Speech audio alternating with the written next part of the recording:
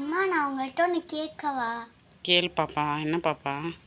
ஏம்மா சாப்பாடு கொட்டக்கூடாதுன்னு சொல்கிறீங்க? அதுவா பாப்பா, உண்மையாகவே இந்த விஷயம் நடந்தது.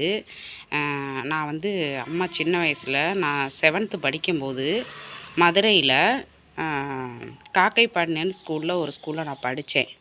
அப்போ படிக்கும்போது ஹாஸ்டலில் என்னைய விட்டுருந்தாங்க. நான் சண்டே லீவுக்கு போயிட்டு அம்மா வீட்டுக்கு போயிட்டு வரையில் ஒரு இன்சிடெண்ட் நடந்துச்சு. இது என்னான்டா இது என் மனசை ரொம்ப பாதிச்சது. அங்கே பக்கத்தில் ஒரு ஹோட்டல் இருந்துச்சு.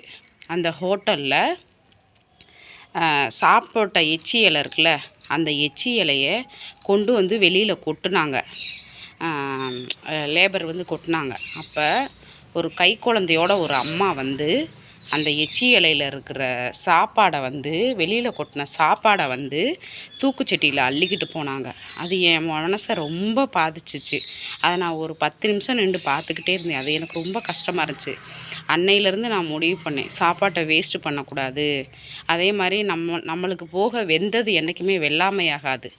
நம்மக்கிட்ட உணவு இருந்தால் பசிக்குதுன்னு தண்ணின்னு கேட்டாங்கன்னா சாப்பாடு கொடுக்கணும். பசிக்குதுன்னு வந்தாங்கன்னா அவங்களுக்கு உணவு கொடுக்குறதுல ஒரு குத்தமே இல்லை தங்கம். அதனால தான் அம்மா உன்னை சாப்பிட சொல்கிறேன். சாப்பாடை வேஸ்ட்டு பண்ணக்கூடாது சொல்கிறேன். சரிம்மா, நான் இனி சாப்பிட்டு வந்துடுறேம்மா. ஸ்கூலில் கொட்டாமல் சாப்பிட்டு வரேன். இதைத்தான் நீ செய்யணும். சாப்பாடை வேஸ்ட்டு பண்ணக்கூடாது.